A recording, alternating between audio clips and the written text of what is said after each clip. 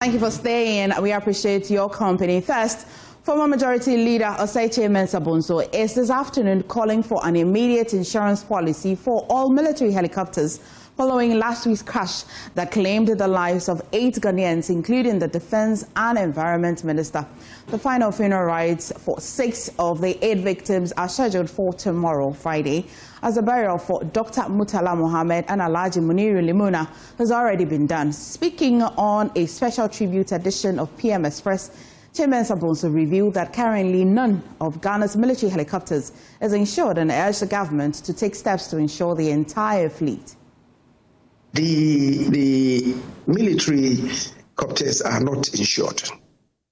But given where we are today and the fact that cities are far between and the president and ministers have to travel by these copters, apart from ensuring routine servicing, but of course the armed forces are very spot on when it comes to servicing their vessels. And has the time come for us, given the fact that they have become more or less passenger planes for a regular means of transport for VIPs. Regular means of transport for the president, ministers, and so on. Has the time come for us to consider perhaps ensuring these ones that serve other purposes other than just military purposes? You remember that until the tragedy befell the nation at Accra Stadium, the stadia in the country were not insured. They were not. But then Parliament then took a decision and requested the ministry and the Football Association, the GFA, to start immediately, beginning from the next succeeding year, to insure our stadia. And ever since, we have been doing that. And on the status of the military aircraft, former Defense Minister Dominic Nitiwu says that although all 4 of the Z-9 helicopters are due for maintenance this year, that's not what makes them obsolete. Stationed in Accra. It's not stationed in Accra because it's a Ghana Gas aircraft. Okay. Ghana Gas bought it for their pipeline surveillance. It was initiated during President Mills' time, but then on the 23rd of September 2015, President Mahama actually commissioned it for the Ghana Armed Force to be using. So literally, anytime, for example, they're servicing the Ghana Gas that will give the MOD, which is Ministry of Defense, the money to do the servicing and all the kind of things that they need to do and make sure that. In fact, those aircrafts are due for servicing this year, but they are still allowed to fly anyway. But this year, they'll take the 3 that are left to go and do the servicing. One actually had a problem in 2019 or 2020 en route from Daboya in the north to Tamale. Okay. My military generals were on it. It came down just like how this one came down. But this all survived. We left that aircraft because it was, I would say right up, but it was badly damaged. So this is not the first time it has happened. But we made sure that we kept all of them in good shape. So, but that's a different story altogether. Yeah. Meanwhile, the leadership of Parliament's Defense and Interior Committees have made a bipartisan commitment to ensure the retooling of the Ghana Armed Forces in honor of the 8 fallen heroes. Here's Committee's Chairman, James Agalga, and Ranking Member, Intim Fojo. The best way we can remember Umani is to ensure that that vision is not shattered. Yeah. Whoever chosen to replace Dr. Umani Puama must continue with that vision so that our armed forces is able to fly, our army has all the logistics they require as well as the Navy. Mr. Ntimfojo, does he have your support in this, in ensuring this retooling in ultimate memory of Omani Boama? Yeah, very much so. As my chairman, Honorable Agaga, has the full support of myself and all members on the committee. This is a collective resolve we've made way back even before this unfortunate incident. Meanwhile, Deputy Chief of Staff in charge of operations, Stan Dogbe, says the military-led ceremony will strictly observe all protocol and accord full honors to the deceased. He said large crowds are expected and adequate security arrangements have been made to maintain order. Government officials, all institutional tributes from the various institutions that our departed comrades work with or associated with will be read during the pre-burial period before 9 o'clock. After the service, the bodies of the 6 that are yet to be buried would be conveyed to the military cemetery at Chado for burial. And there as well, the Ghana Armed Forces, together with the churches of the 6 departed comrades, would take charge of the burial ceremony at the military cemetery.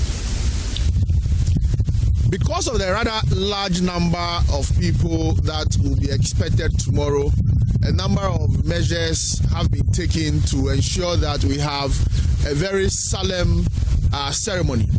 So for the media that is here, you would have seen the ongoing setup. We are trying our best to provide as many chairs as we can to accommodate the thousands of people that we expect to join the various families and the government officials here for the service. We are going to label the various canopies appropriately.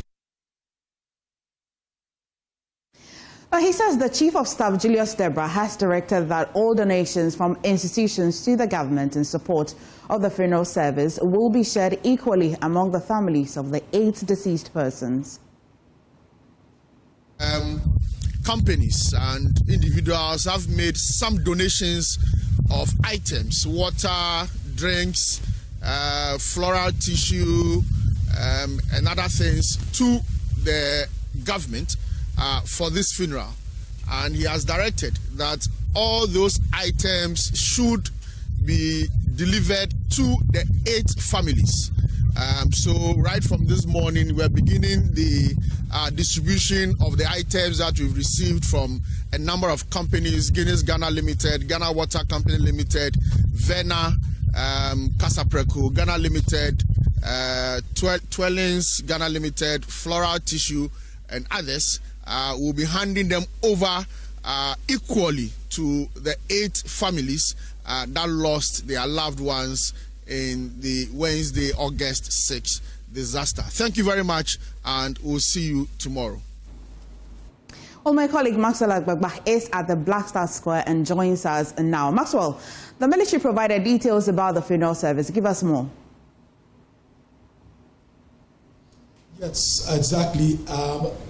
Air Commodore T.N. Okine has been providing details of the ceremony, and he says it will be military-led with the Ghana Armed Forces chaplaincy taking charge of proceedings. They will also be assisted by the civilian clergy. But what you can see on your screens right now is the sets and ground design for the event here at the Black Star Square. It closely resembles that of the presidential inauguration in January, with special designations for all expected guests. The only colors I see here are black and red. We're told that access to the inner perimeter will be restricted. So if you do not have accreditation, you cannot get access to the inner perimeter where I'm standing tomorrow. It's going to be restricted to the burial party, and then also to camera technicians who will be positioned behind that barricade that you see there to be providing the relevant shots. So if you come here from a lay perspective, from a layman's perspective, from what I can see here from the ground, work is about 70, 80% or 85%, complete here. I see giant screens here on the sides also to project whatever that will be happening here on the ground to persons who may perhaps not be sitting very close to the stage and where it will be happening.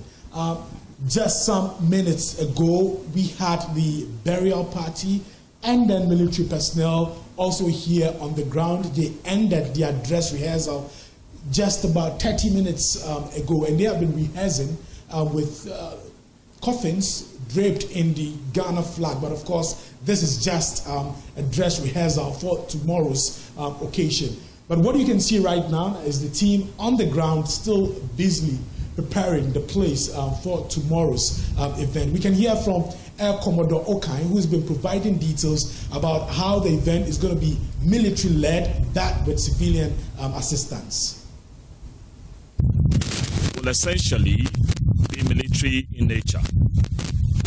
The Ghana Armed Forces has the responsibility of moving our fallen heroes from the morgue to the Blaster Square and then to the military cemetery after the funeral service. The service will be led by the chaplaincy of the Ghana Armed Forces. That does not mean that only ministers, pastors, and imams from the armed forces will be in charge. We would be supported by some of our civilian colleagues, but in essence, it will be a military service. After the service, like I indicated, we'll proceed to the military cemetery. We can all understand that burying 6 fallen heroes at the same time is not the same as burying just one person. And so there would be some unique arrangements and innovations at the cemetery to ensure that our fallen heroes are accorded the highest state respects possible. Now, Maxwell, so the Director of Research, Education and Training at the Police MTTD, Chief Superintendent Alexander Kweku-Obin, says key access routes leading to the Independence Square will be managed to prevent congestion. He also says towing vehicles will be deployed as well. Give us details on this. Yes, MFR, I'll be bringing you details of what he's been saying shortly. But we have here with us the Presidential Envoy for Interfaith and Ecumenical Relations here with us. Let's find out from him also the preparations that are underway for tomorrow's event. Hello, Mr. Elvis Ifeanyi. He's here with us. Mr. Ankra, you're welcome to JoyNews. Thank you very much. First of all, I want to find out how advanced preparations are for tomorrow's ceremony. To be honest and frankly, I'm actually not part of the team doing the preparations. I also came to see things for myself, and I think if you can see so far, we're almost there. Everything is set. It's just the finishing touches, raising the trusses, and then putting on the finishing touch. So I think everything is going on well.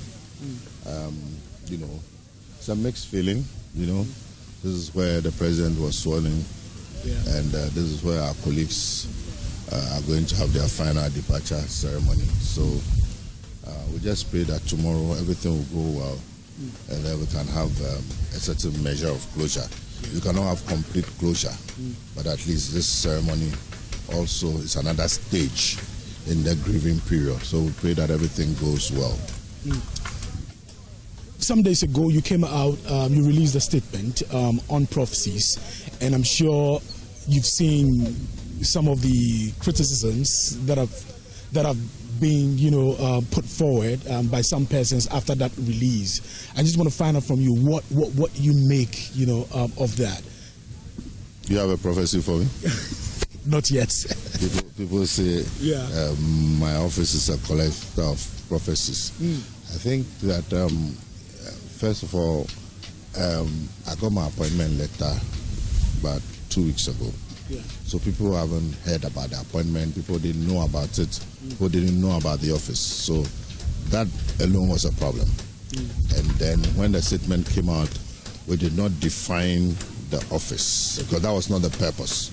And so for good reason, maybe some people felt that an office has been set up solely to collect prophecy. That's why you saw all those memes and all that. But I took it in good faith as part of the adults of the job.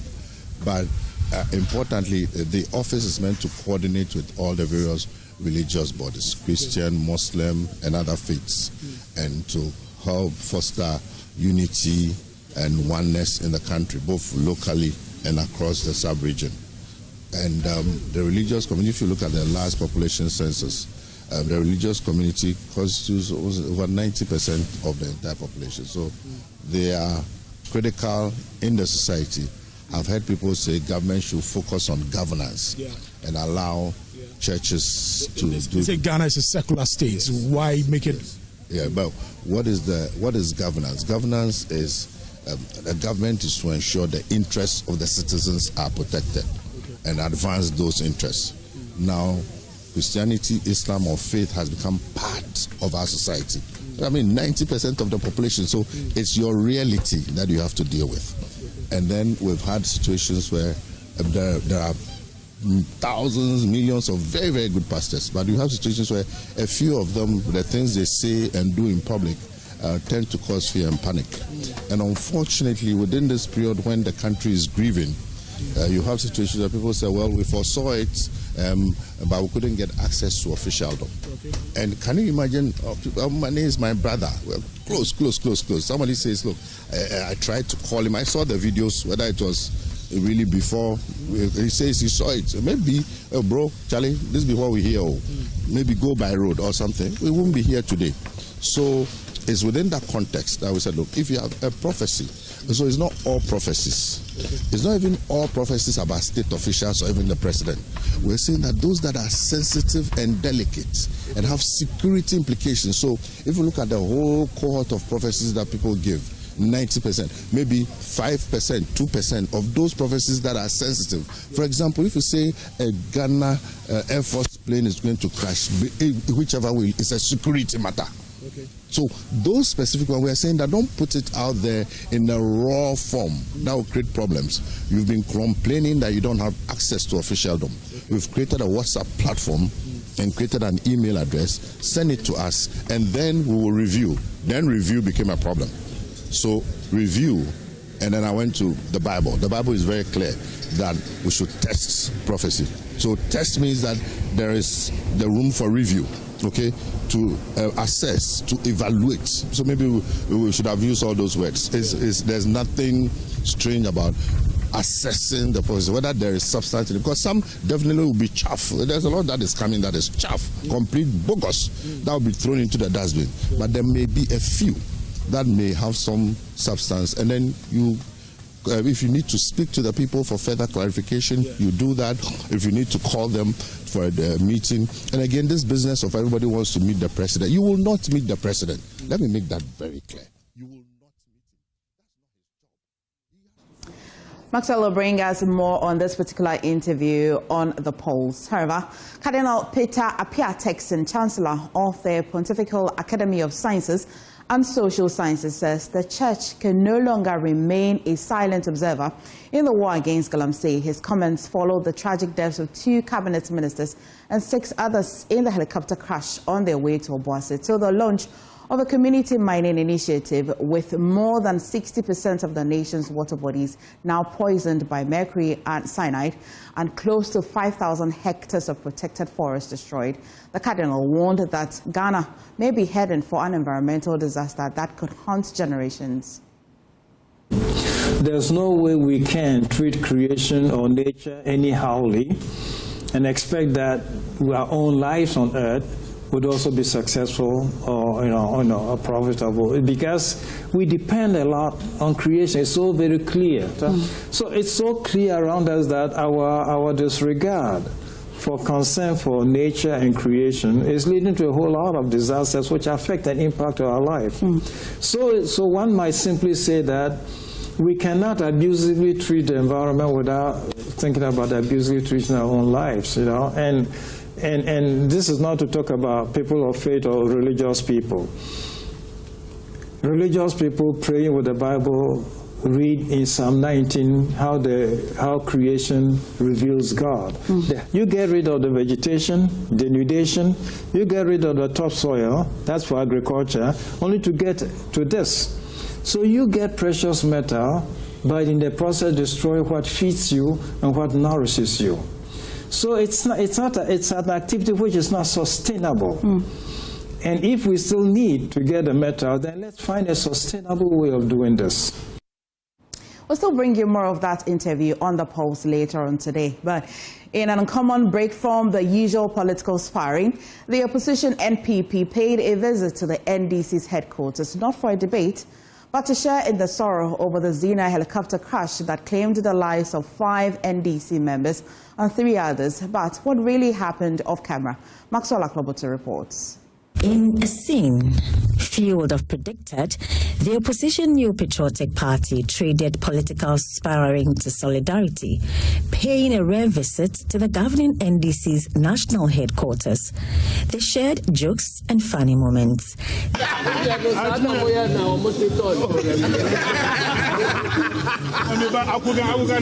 The NPP delegation came not to debate policy, but to commiserate, offering condolences and even a formal apology for recent social media threats aimed at President Mahama. It is important that in times like this, after these incidents, we will admit here that certain comments, even from NDC and NPP, some are claiming NPP are behind all these things, and some are also saying that they were even expecting some other people to have died. These things are not healthy for our democracy, and death is something that even your worst enemy, you shouldn't even wish death for your enemy. So, Mr. Chairman, if anything came from our side, I want to, on behalf of our party, apologize to the NDC and through you to His Excellency President John Dramani Mahama. But the visit wasn't entirely free of politics. MPP General Secretary Justin Kundia announced the party will not contest the Tamale Central seat left vacant by crash victim Dr. Murtala Mohammed, a gesture he said was rooted in precedent, regardless of any by-election outcome. Chairman, I want to state on record that for us, as you indicate, our decision not to contest Tamale Central is not about whether we will win or we lose, but it's a matter of principle, and you've done it before, even at Abuakwa North, when we lost our MP, JB Dankwa. For Ejisu, it was political strategy, so at least, but we know for Akwetia is our seat, and my uncle knows that we are going to retain the seat at Akwetia. At least you help us by choosing a candidate who cannot compete with our candidates. NDC Chairman Johnson Osiedu Nketia welcomed the Tamale Central decision, but made it clear his party wouldn't be returning the favor in Akwetia. Yadamosi say Matisse Tamale Central one issue statement say heard you are not contesting the Tamale Central seat. We thank you. But for Akwetia, we are coming.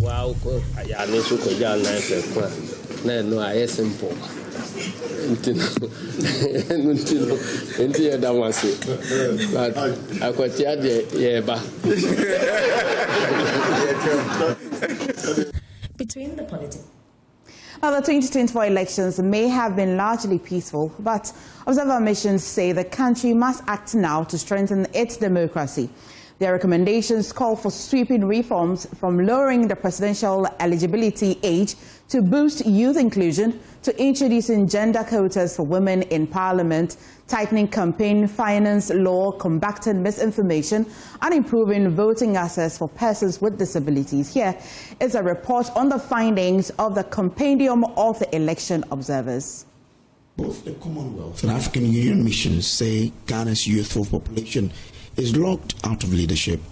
They want the minimum age for presidential candidates cut from 40 to 35, and similar changes for parliamentary aspirants, opening the door for fresh, innovative leadership. But beyond age limits, they point to a deeper problem: trust in Electoral Commission. Their report calls for a transparent, merit-based appointment process with fixed terms and clear criteria to remove political suspicion and strengthen the EC's independence. They also warn the political control over EC funding threatens timely election preparations.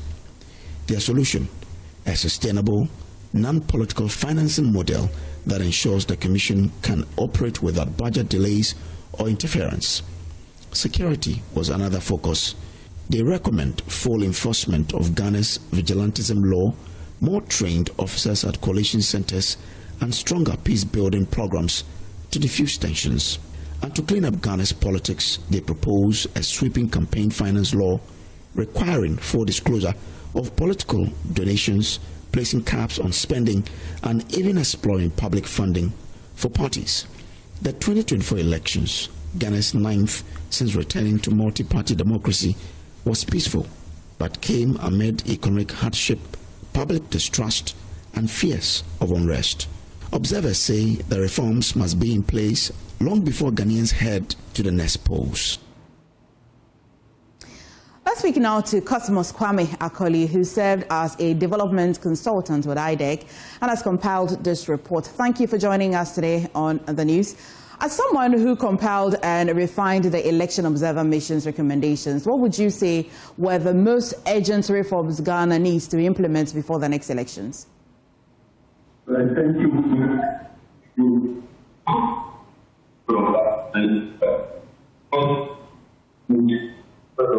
I kindly would ask or request that you position yourself so that we can hear you clearly. Okay. This is better. Thank you.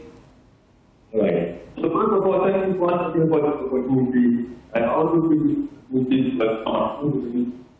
our brothers from their family, particularly their children and wives. And to answer your question directly, I want to draw attention to this important by Unfortunately, the sound is still not clear. We will try again and reconnect with you to have that conversation. Well, while the current law sets the bar at 40 years, activists like Edessa Yeboah believes the country should open the door for candidates as young as 18, using the project President at 18 to push the message. And Esther joins me via Zoom. Thank you for joining us today. Now, the Election Observer Missions for 2024 recommended lowering the presidential eligibility age to promote youth inclusion. Why do you believe this reform is critical for Ghana's democracy? Well, thank you very much, and greetings to all your wonderful viewers out there. I think that if inclusion is really what we are looking for, then there are more ways by which that would be obtained. We could look at proportional representation, and we've been championing that along the president at 18 for the past 20 years or more. And so we would want to see, those kinds of, reforms that would go at the root of the matter. If you check the Ghana Population Housing Census Report of 2021, it reveals that about 60.4% of the Ghanaian population are between the ages of 15 and 64. And so we are talking about a very youthful population. And so why do we still want to retain the age at 35? It's okay, but it is not good enough. It should come to 18, because at 18 you have the right to vote. At 18 you can join the military and commit yourself to die for your nation. That's the highest price that one could pay. For the nation. At 18, the person could vote and decide who becomes leader of the country. If this person is intelligent enough to decide who becomes leader of the country, why can't we open same access to such a person? At the end of the day, we are going to vote. The people are going to decide. And don't be surprised to find that there are people who are just gifts to a nation, gifts to a country. Chachuchi Kata was in the law school, I understand, at age 16. So once in a lifetime, you have such prodigies that are blessed to a nation. That's not much of those. But Ernesto, there isn't much of those gifts as you describe, and then you point out to the very celebrated lawyer, Chachuchi Kata. So for the 18, which one are you for? Are you for a general cut of 18, or you are asking for 18 of geniuses? And how do you identify these geniuses? 18 for everybody. It is up to we, the people, to determine who the genius is and who is not. If I'm not a genius, I'm not a genius. Okay. But there are some who, all could attest, or the majority could attest that no, this person is a genius and therefore is deserving of the highest office. Well, beyond lowering the age, what other reforms do you think are necessary to strengthen the youth involvement in politics? Proportional representation. This way, and we are not even looking far. We are looking just, down in South Africa. Proportional representation of the South African type. That then allows young people to enter politics on their own steam and not become appendages of party godfathers and godmothers and all of that. If we really want inclusion, then let's go all out for it. Well, the recommendations suggest that Parliament and other stakeholders should drive this change. How do you plan to engage them to take this action? Well, we've already appeared before the Constitutional Review Committee chaired by Professor Prempe, and we've made our submissions. If there is more, of course, we would engage Parliament by sending... How did that go? The first appearance, how did that go? Well, the overwhelming majority of the commissioners, if not all of them, agreed that proportional representation is something that is worth, considering. But, well, who knows what enters the report finally. But we are hopeful that at the end of the day, something like that is put on the table for all of us to Okay, you stay with me because I have Cosmos Kwame, a colleague who served as a development consultant with IDEC and has compiled this report. You may have some responses to the questions that I'll be asking him. So Cosmos, thank you for reconnecting with us. As someone who compiled and refined the Election Observer Mission's recommendations, what would you say were the most urgent reforms Ghana needs to implement before the next election?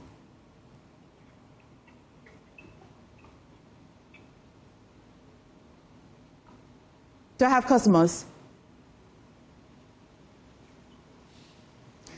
Hi, Cosmos, can you hear me?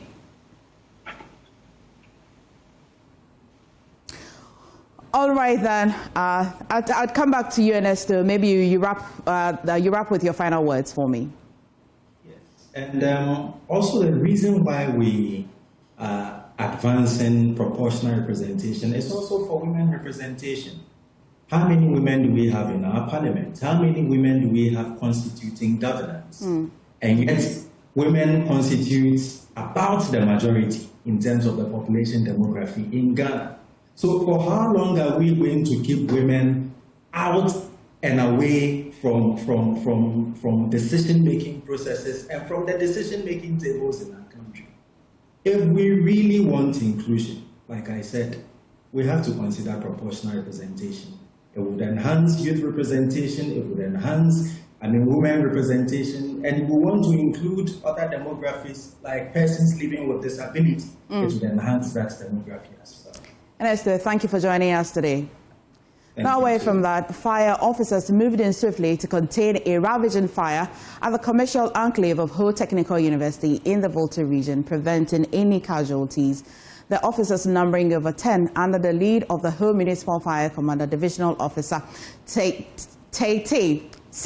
brought the fire under control to prevent further damage. The fire was quickly spreading into shops in the area and would have caused extensive damage if not for the timely arrival of the fire officers. The fire was reported to have started at about 5:30 p.m. on Wednesday in the Nogura Junction enclave. The enclave, which is located about 150 meters from the entrance of the Ho Technical University, harbors boutique, food and beverage shops, among others.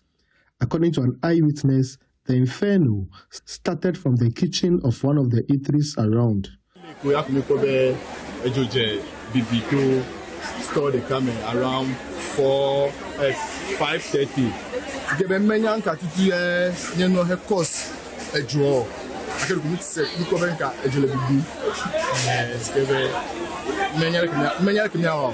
Yeah, when your fire service show.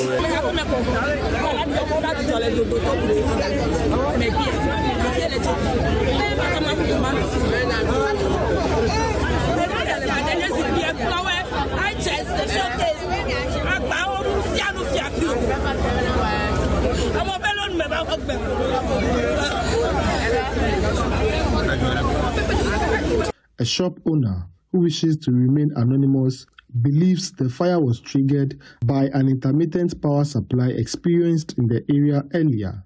However, a timely arrival of officers of the Ghana National Fire Service prevented further damage. The officers, with the help of 2 tenders, doused the fire in about 2 hours.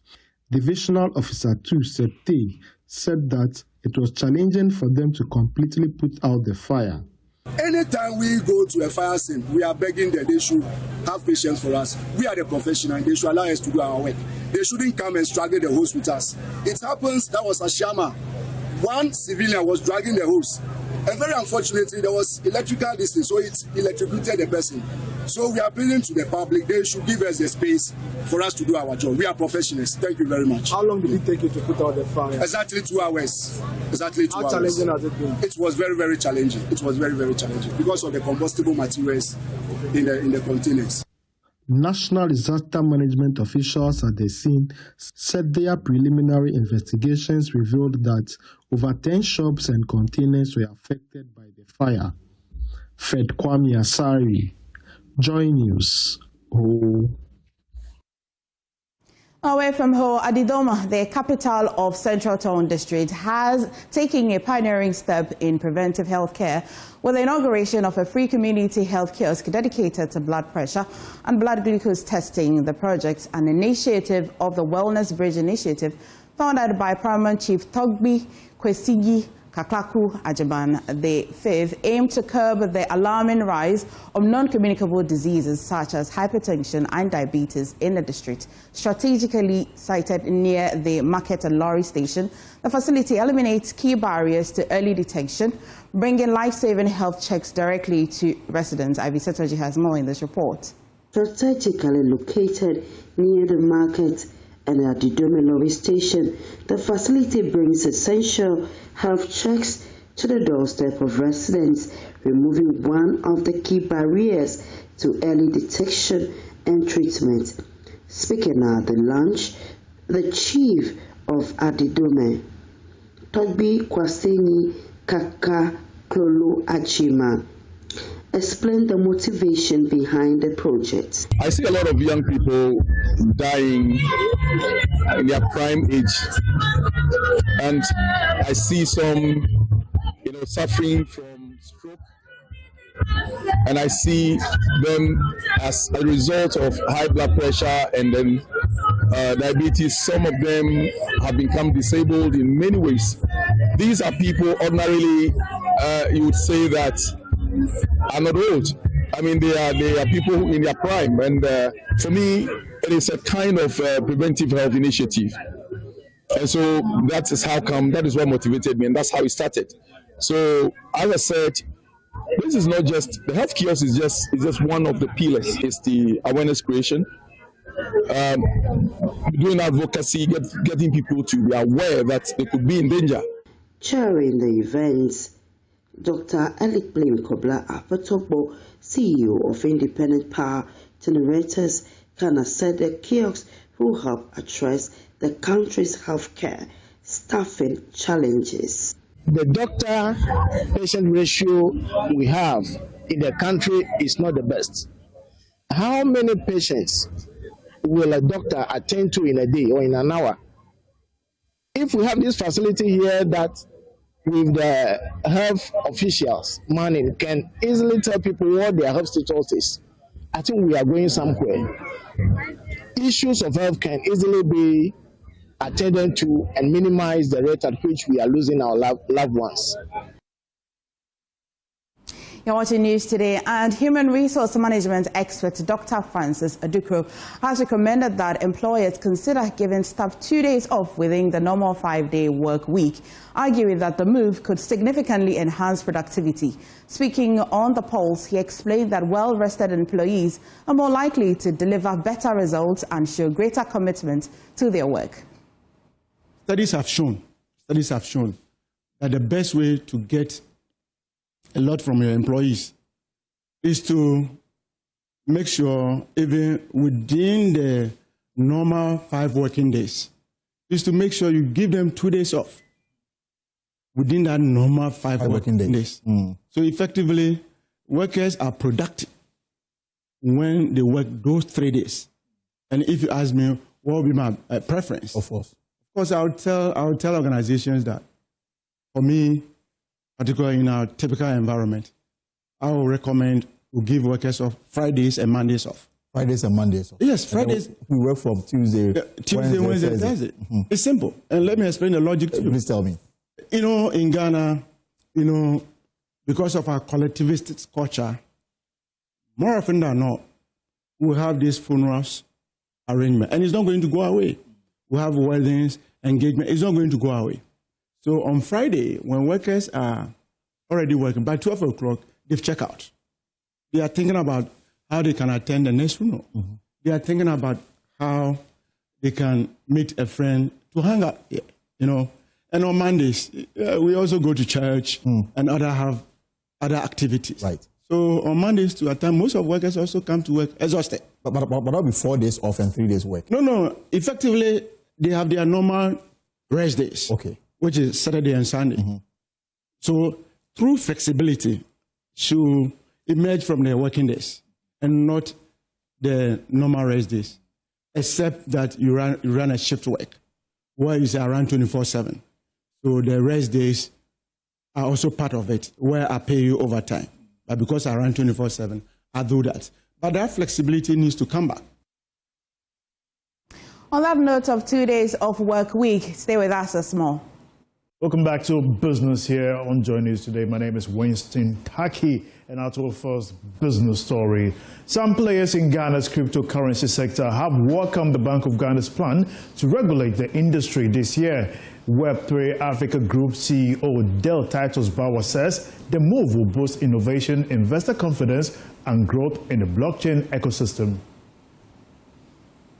Under the theme Shaping the Digital Asset Future of Ghana, participants discussed blockchain adoption, regulation, and real-world applications from tokenized finance, digital identity systems to ESG reporting, and intra-African trade. Titus Bauer said a proper regulation will demystify blockchain and foster collaboration between government, private sector, academia, and civil society. Just, the areas where, grassroots can be a part of it, because ultimately that's the heartbeat of the economy. The heartbeat of the economy is the trader, the driver, the person who is in the restaurant working, and we need to make sure that the regulation doesn't just work from the big corp down, but it works from the working class up, and that is what we need to challenge the regulator and the key stakeholders to do. What I would say from our personal engagement with them is they are thinking of every single area, and they are thinking of not just what is in the interest of commercial entities, but what is actually in the interest of the country as a whole, the country's economic system, and making sure that there are guardrails. Other players have also been talking about the importance of cryptocurrency to the Ghanaian economy. It is a very well-positioned market, and it's also a very strong economy, right? Because it has robust policies. I think what regulators and policymakers have done in the last couple of years, in fact, last 10 years, in fact, is very remarkable, and you've seen that through how the CD has strengthened, right, especially recently. So why Ghana is important is because it's one of the anchors for the African continent. The symposium was co-hosted by Web3 Africa Group and Binance, with support from the Bank of Ghana, the Security and Exchange Commission, and the Chamber of Digital Asset and Blockchain Innovation. In other development, trading activity on the Ghana Stock Exchange in 2024 was vibrant, underscored by heightened investor interest and liquidity. According to the 2024 Financial Stability Review, this reflected in 992 million shares changing hands with an annual trade volume of 2.5 billion Ghana cedis. According to the report, the information communication technology (ICT) sector continued to play a pivotal role, contributing significantly to both trade volumes and values, while the financial sector and exchange-traded funds also made important contributions to overall market turnover. The market growth extended beyond trading figures to market capitalization. The year ended with a better-than-expected market capitalization of 111 billion cedis, reflecting an impressive 50% year-on-year growth from 74 billion cedis at the close of 2023. The surge in market capitalization was fueled by the sustained rally in share prices and the listing of Atlantic Lithium and Cowbank preference shares, which deepened market participation and diversity. We have more business update for you at 1 p.m. on the marketplace. Up next is sports.